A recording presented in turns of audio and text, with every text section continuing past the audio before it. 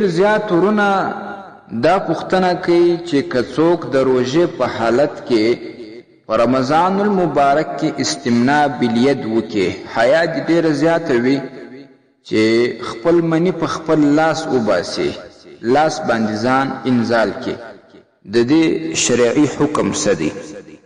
الجواب وبالله التوفیق.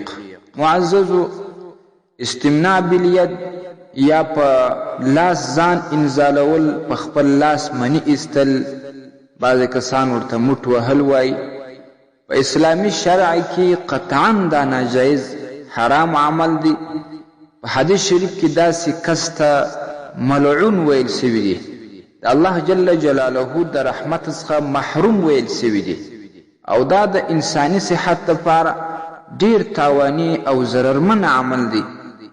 نو مسلمانان باید د دې څخه په کلکه اجتناب وکړي. په نورو حالاتو کې هم دا حرام دی، او بیا دغه ګناه یو څوک په رمضان المبارک کې کوي، دا یقیني ډیر بد کار دی. دې څخه د ځان ساتلو کوشش باید هر مسلمان په کلکه باندې وکړي، دې عمل څخه ځان وساتي. خو که بیا هم یو څوک دغه مذموم عمل په روژه کې وکړي، نو روژه یې ورباندې فاسده ده، د دې روژې به بیا قضایي راوړي، خو کفاره یعنې شپېته روژې ورباندې نه دي لازمي.